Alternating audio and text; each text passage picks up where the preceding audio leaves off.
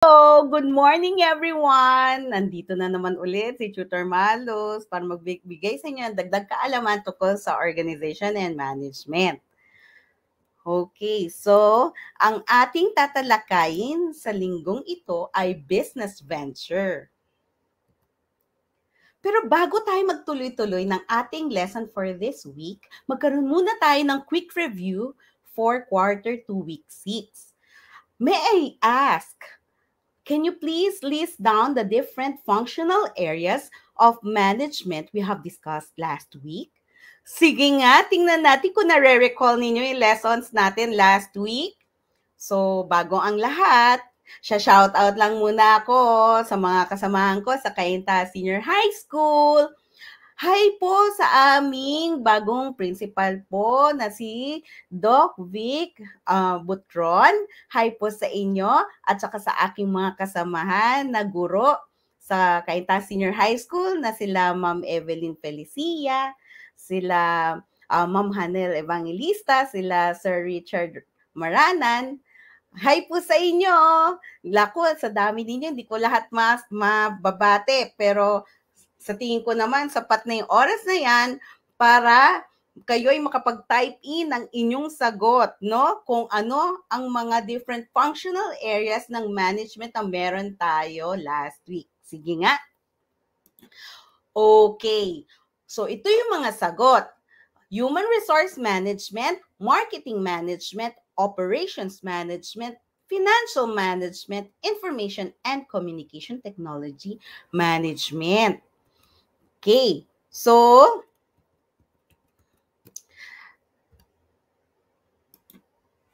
itong linggo namang ito, ang ating learning objectives ay para ma-explain yung steps and importance ng starting ng isang family business. Okay? Pero bago ang lahat, tayo muna ay mag-familiarize sa different terminologies sa entrepreneurship. Okay? So, first of all, what is entrepreneurship? It is the activity of setting up a business or businesses taking on financial risks in the hope of profit.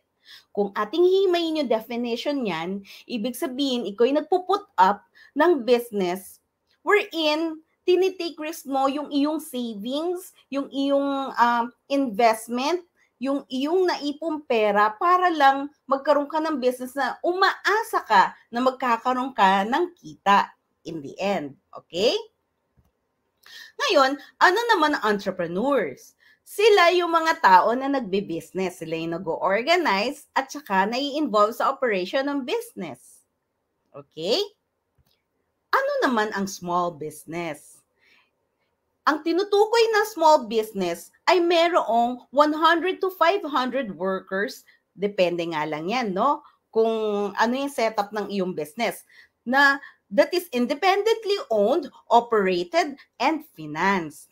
So usually, mababa lamang ang kapital na ginagamit para ma-put up ito. Okay? So karamihan naman talaga nagsistart talaga sa maliit lang na business and usually it is called a family business. Now, syempre, hindi mo iwasan, lumago na ang iyong negosyo. Medyo kumita ka na ng malaki. So, nandito na ngayon yung entrepreneurial ventures. So, ito yung stage wherein yung organization nag-pursue na siya ng different business opportunities at saka mga new practices in order na magkaroon pa ng growth yung kanyang business.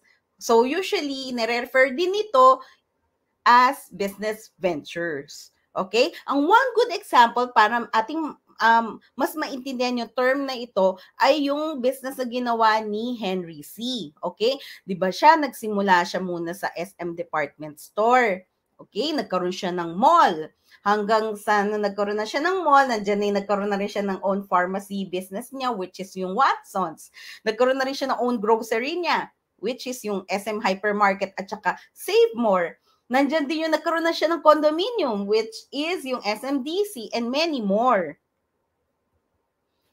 Okay, so ano nga ba ang mga steps na pagdadaanan ng isang taong magnenegosyo? Okay, start tayo step 1.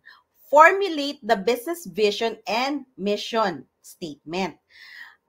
pagkakaiba ng vision sa mission. Pag sinabi nating vision statement, ang ini-state nito ay kung kung paano mo nakikita yung negosyo mo in 5 to 10 years from now.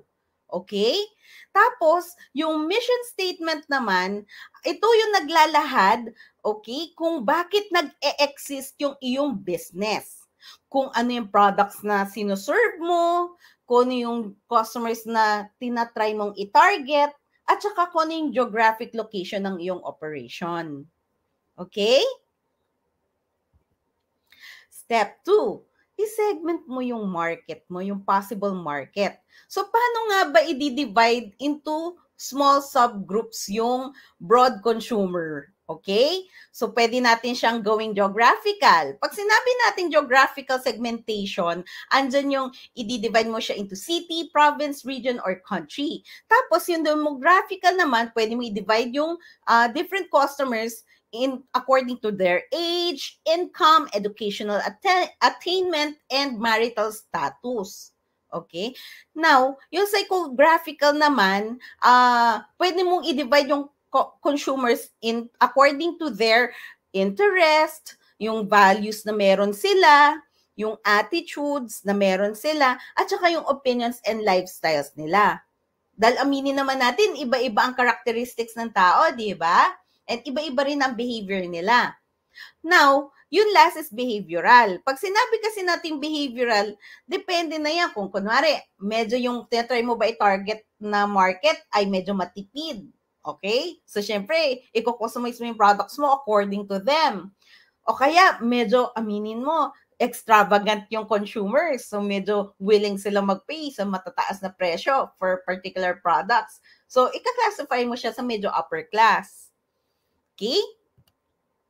Next is step 3, which nakapili ka na ng iyong ita-target na market. Okay? So, paano mo malalaman? Gagamit ka ngayon ng statistical tools para ma-analyze mo yung information na meron ka.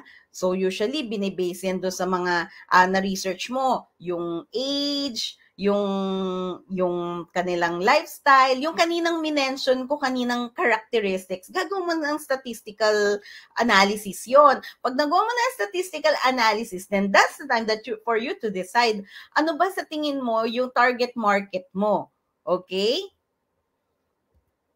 And then, of course, kailangan mo ring i-consider yung environment na gagalawan ng iyong negosyo. Diyan papasok yung tool na mention ko dun sa previous weeks natin na SWOT analysis. I-recall natin ha, what is SWOT analysis? Paki-type in nga.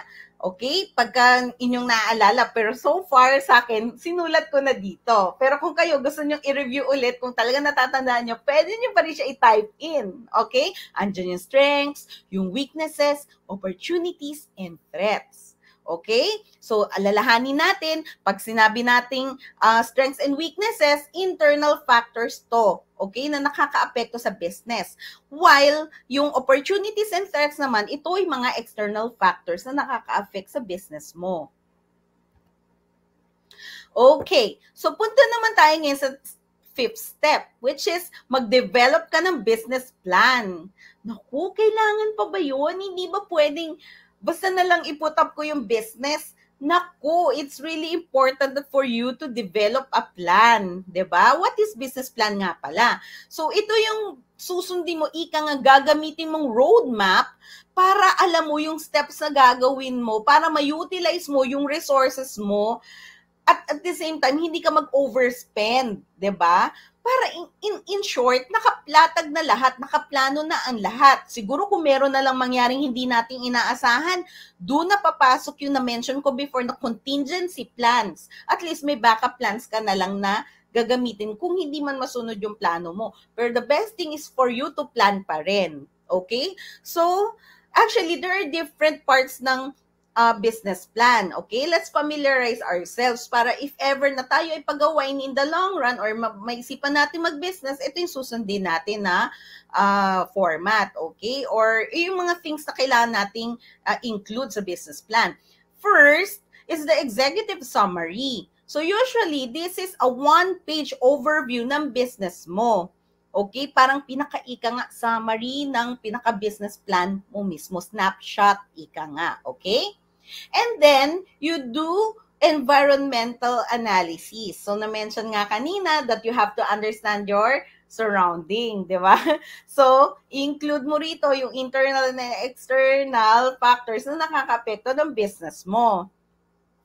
Next is the industry analysis. So, ano nga ba ini-include sa industry analysis? So, syempre, kung ano yung usual, kunwari, ang business mo ay online business, aalamin mo or ilalatag mo doon, anong estado na ba ngayon ng online businesses sa iyong country or sa iyong lugar, okay? And also, what are the legal requirements para makapag-put up ka ng particular type of business mo? Like in my example is the online business. And then, ano nga ba ang mga possible risks na pwedeng kaharapin ng iyong online business? Kuha? Okay. Proceed naman tayo sa market analysis. So, iba pa pala yun. May industry analysis which is nag-focus tayo sa ating company. Next naman na i-analyze natin ay yung tinatry nating i-hit na market. So, nandyan na papasok yung market segmentation na ginawa natin nga kanina, di ba? So, andyan yung i-analyze mo yung market size, gaano kalaki ba yung market na tetry mo i-target, sino nga ba ang mga possible na competitors mo, at saka kung ano yung ina-aspire mong ma-hit na short-term sales. Okay? So, bago ang lahat, magtuloy-tuloy, sisilipin ko lang, baka kasi may mga gusto na kasing magpa-shout out. Okay? Naku, ang dami na. So, hi! Good morning, DepEd Philippines. Good morning, pati sa EdTech. Good morning sa inyo. Pati kay Sarah Buena Jacinto Malabana. Good morning from SDO Valenzuela. Hi po kay Hala Carab, kay Christina Agsunod, kay Anito Prince Crazier, kay Marie Joy Soriano Dakel. Hi sa inyo. Kay Jenny Rose Vicente. Naku, mga bago sa akin yung iba dito ha. Si Joella Josu Geriba. At saka kay Taba Malaki. Hi po sa inyo. At kay Marites Mercado. Good day sa inyo. Okay, mabalik tayo sa ating lesson. Okay, so tapos mo nang gawin yung mga analysis. Punta naman tayo sa panglimang part, which is the company description. Siyempre, kailangan i-describe mo yung legal form ng iyong business, okay? Which is tatakal natin later on yon. Ano nga ba ang mission at vision ng iyong company? At ano, i-include ko rin ang core values sa pinapractice ng inyong kumpanya. Okay? And also, ano yung mga registration legalities na meron yung iyong organization. And also, the marketing and sales activities na meron kayo. So, dito nyo i-discuss ano yung marketing strategies ninyo, yung sales strategies nyo, in terms of distribution, promotion, and pricing. Yung 3 of the 4 P's. Diba? Place, promotion, and pricing. Okay? So, after nyo gawin yun, syempre, or after nyo i-indicate yun doon sa business plan, and next is i-discuss ninyo yung list of products and services. Okay? Actually, goods pala. Goods and services na ino-offer ninyo. Okay? I-describe nyo, kung pwede nga, i-indicate nyo pa yung price list, kung meron na kayong nakikitang SRP, possible SRP, or retail price. Tapos yung operations ninyo, i-discuss ninyo paano patakbo ng kumpanya. Okay? Yung ano yung operational hours ninyo. For example, 8 to 5 o'clock ba yan every day? Ano ba yan? 24/7 ba yan? Okay? So, pati yung mga contact details nyo in case na magkaroon ng mga problema. Yan. Next is the management and ownership. So, dito naman ina-identify natin kung sino yung mga owners ng company, if marami sila, or the owner of the company, and also the administrators. Okay? Part ng management ng organization nyo. Next is the financial data. So, dito nyo yung lalagay kung ano yung mga kailangan nyo in terms of money or capital, yon capital needs, yung financial projections nyo.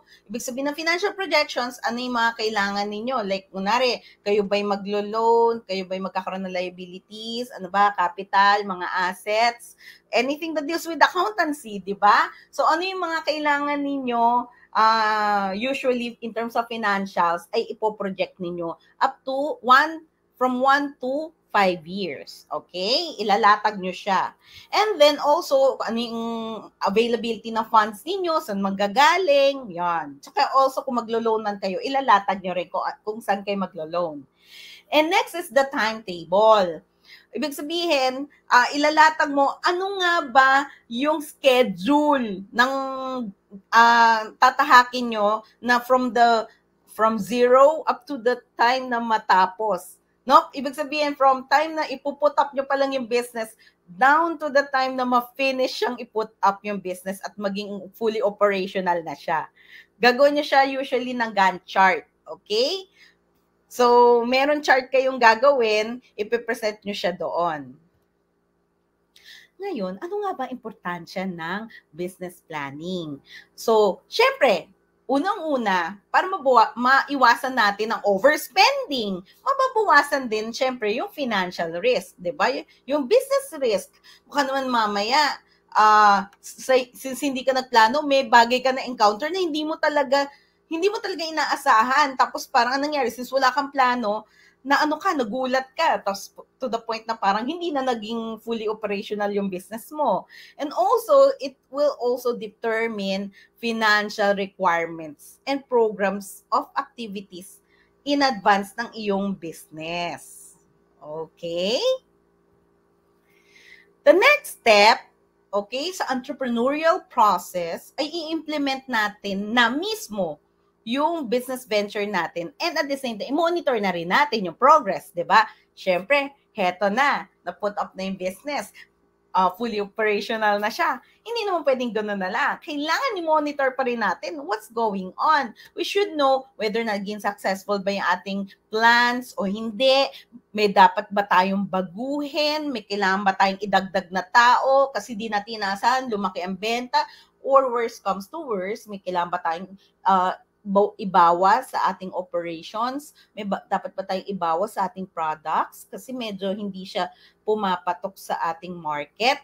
So, mga modification na dapat nating gawin, at least kapag namomonitor natin yung activities ng ating business, 'di ba? Hindi tayo na hindi siya malulugi. Next step is to maximize the utilization of business resources. Siyempre, ang goal mo ay kumita. Pero since kumita na siya ng malaki, ang maganda niyan, instead na gawin mo lang siyang savings dahil kumita ka ng malaki, nakakontribute siya sa personal finances mo, maganda rin siguro kung ikaw ay magkakaroon pa ng other business ventures. So, nandiyan na yung paiikutin mo na yung pera, yun yung term doon, paiikutin yung pera. Andyan yung pwede rin na mag-invest ka pa ng another business out of your revenue, di ba? So, basically, ganun yun. Ano nga ba ang importante na meron ng isang entrepreneur na characteristics? Okay? So, dapat creative siya or innovative. Kailangan hindi madaling makopya yung kanyang products. Okay? So, kailangan unique siya in the market kasi alam mo naman ng mga tao, ever-changing ang kanilang mga preferences, di ba?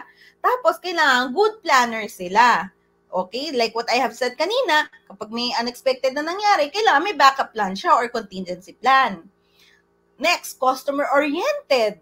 Oo nga, maganda yung business mo, yung operation mo, maganda, smooth sailing, ika nga. Andyan yung maganda yung products mo. Pero aanhin kung hindi ka naman marunong mag-alaga ng customers.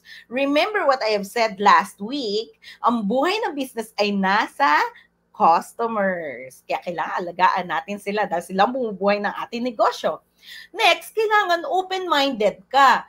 Ibig sabihin, kapag meron suggestions yung iyong subordinates, merong mga tao na naka-observe na, I think mas maganda tong ganitong gagawin natin. Kailangan, hindi naman, porque tayo ang boss, ay hindi tayo makikinig sa kanila. Syempre, mas alam nila yung takbo ng operations at sila yung make direct contact sa consumers. So, mas maganda kung makikinig tayo sa mga feedback nila.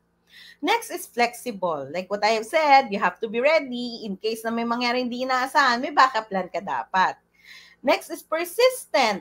Hindi naman all the time ay Pasko, ika nga, di ba? Minsan may times din na mahina yung ating benta. Okay? So, dapat di tayo gi-give up. Kailangan, ang goal natin, ituloy-tuloy, isustain yung business natin. Never give up. Ika nga. Okay? Kailangan very persistent tayo ma-achieve yung ating vision and mission. Next, we have to be confident. Alam natin sa sarili, nung tinayo natin yung negosyo, ay kabisado natin yung kung ano yung maging takbo ng business. Gumawa nga tayo ng business plan eh. So, confident tayo sa sarili natin kung ano man yung ating mga nasa isip at kung ano man ang mga gusto nating mangyari doon sa negosyong yun, ay mailalatag natin. Okay? Huwag tayong madaling panghinaan ng loob. Next, organize. Kailangan nga may business plan at saka kailangan lagi ka nagmo-monitor sa iyong business. Okay? Para laging nasa ayos din yung operational activities mo ng business mo. Updated ka dapat at saka well-informed. As I've said, kailangan nakikinig tayo sa mga updates ng ating mga tao. And at the same time, kailangan strictly minomonitor natin yung operations. And also, we should be team players. Diba? Kailangan, hindi lang tayong nag-uutos. Kailangan din, kahit paano, alam din natin ang galawan sa operations mismo. Kung kunwari, kung mag-involve siya ng baking, mag-bake ka rin. Kung kailangan ma-involve ang washing the dishes, why don't you? Diba? Next is knowledgeable. Kailangan alam mo yung business mo, kabisado mo. Kaya nga, sabi ko nga kanina, maganda talaga na kung ano yung kaliliit ang gagawin ng tao mo, alam mo. Okay? Para at least, kapag ka nagkaroon ng mga problema sa bawat areas, kabisado mo na. Alam mo na yung backup plan. Next, you have to be risk takers. Okay? Huwag panghinaan ng loob. Kapag ikaw naramdaman mo, inano mo na siya, sinugal mo na yung savings, ituloy-tuloy mo na. Kailangan maging persistent ka. Just imagine, itiniwala mo yung savings mo para maputap tong business no. At hindi birong decision yon. So, it is a big leap. Kaya kailangan tuloy-tuloy mo na talaga. Okay? So, bago ako ulit magtuloy-tuloy, shoutout lang ako ulit. Nako, dami ulit nila. Okay, hi kay Rizel Jane Marzan. Hi sa inyo sa SMNHS, Maine. Si Lloyd Pagulayan, hi sa'yo. Same school ah. Nakakatuwa. Si Sheena Flores, at saka si San Mariano National High School pala, ibig sabihin na SMNHS. Okay. Hi sa inyo, Heart, Joy, Juan, kay Jericho, naku, tumalon, sorry, umandar na kasi. Jericho Tamang, hi sa iyo. Reggie Neverio Barrio, hi din. Naku, ang dami niyang bati, nakakatuwa 3 beses. Tsaka si Sheena Flores. Tsaka si Heart Joy. Hi sa inyo. Tsaka kay Christopher Galapon. Hi. Kay Art Aguila. Kay Marites Mercado. Hi. Hi talaga sa inyo. I'm so much happy seeing your names here, no? Yung mga nag-review. Okay. So, punta naman tayo sa different legal forms ng business. Okay? So, there are 4 different forms, okay? So, single proprietorship, partnership, corporation, and cooperative. O, yung tinatawag na cooperativa. Lagi natin maririnig yan. So, for the first one, it is single proprietorship. Ito yung madalas na nagiging family business, okay? Nagsisimula siya sa pagiging single proprietorship. So, usually it is owned by one person, okay? So, ito yung mga set of requirements. syempre, paparegister mo sa DTI o yung tinatawag nating, tandaan, Department of Trade and Industry. And then, ito yung mga common na requirements, submission ng 2x2 ID pictures, yung proof ng iyong pagiging Filipino citizen like barangay clearance, birth certificate, and other documents. Okay? And also your passport, pwede rin, no? Another is payment ng application fee or processing fee plus documentary stamp amount. Okay?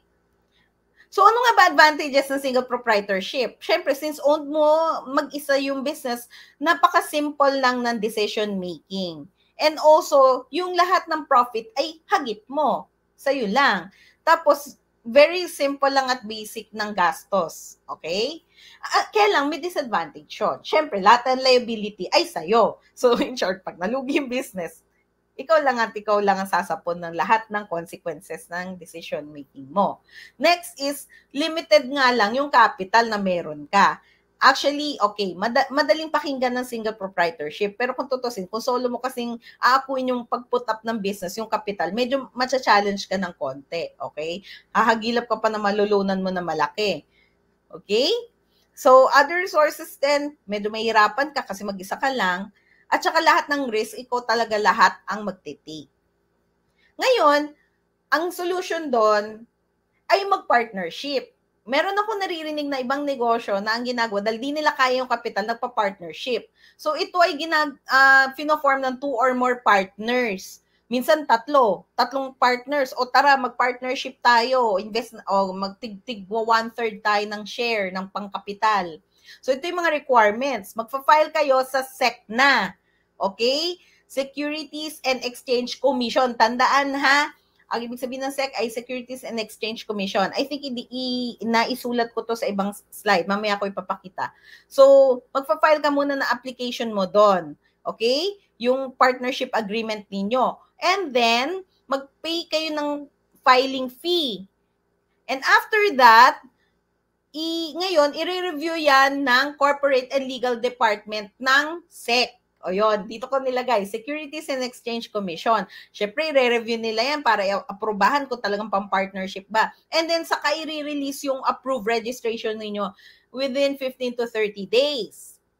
Now, ano nga ba ang advantages and disadvantages nito? Yun, like what I've said, mas madali siyang i-establish kasi marami kayo nag-share. Tapos yung profits ninyo equally divided. And also, syempre, sabi nga nila, more ideas, the better. 'Di ba? Mas maganda yung marami tayong ideas na nakukuha from different, sa ating mga kapartner. Okay? Tapos, yan lang, may disadvantage din yon. Syempre, nahahati din yung kita. Okay? At saka yung control mo over your business ay limited kasi nga may kausap ka pang dalawa kung tatlo kayo nagbi-business. Di ba? Tapos, yung decision ng isa, syempre in Tennessee, magsasuffer yung dalawa pang business partners dun sa wrong decision making na ginawa ng isang partner. Okay? Tapos, invested property becomes joint property of both partners. So, hindi mo siya solo, yung negosyo, technically. Ngayon, pag malaki-malaki na yung business, usually nagsa-start to sa small business o partnership, no? Nagiging corporation na siya. So, ito naman yung tipo na i-involve na yung 5 or more persons na madalas sila yung tinatawag na investors. Okay? Investors. Mga nagpupunta ng kanilang pera para sa negosyo. Okay? And usually, itong mga investors na to, sila na rin ang tumatayo na board of directors. So, ito yung mga requirements. Same din halos. Medyo nakaiba lang sa name ng document. So, may tinatawag tayong articles of incorporation and bylaws and certification regarding stockholder shares of stocks with the SEC. Okay? So, ganun din. Mag-pay ka registration fee, tapos mag-a-apply kayo, ang application nyo, re-review ng lawyer and staff ng SEC. Tapos ganun din, 15 to 30 days din. Ang tagal. Ano nga ba disadvantages? Almost the same. Okay? Almost the same siya ng partnership. Kaya lang, the advantage is less ang liability ng stockholders. And also, yung capability na makapag-attract pa kayo ng more investors ay nandoon. So, ibig sabihin, mas marami pa yung running capital natin. And then also, yung transfer ng stock ng ownership ay mas madali. Kung kunwari may gusto nang umexit doon sa business, madali lang. Okay?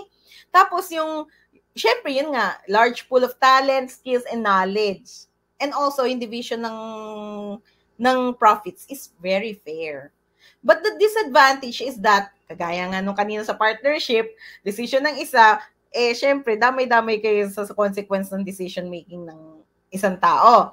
Tapos, yung corporate and individual profits ay tax, double tax kung tawagin. 'Di ba? May tinatawag tayong corporate and individual tax. Okay? Tapos more rules and regulations.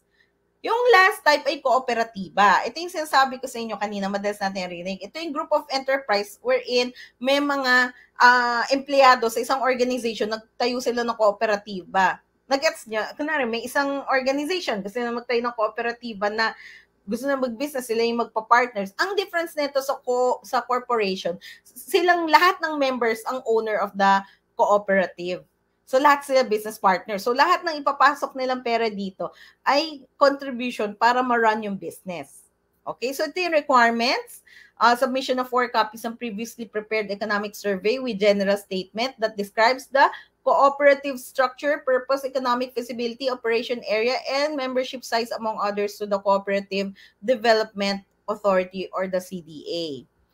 And also submission of 4 copies of previously prepared articles of cooperative agreement together with the bonds paid for accountable officers. And also submission din ng 4 copies of the cooperatives bylaws.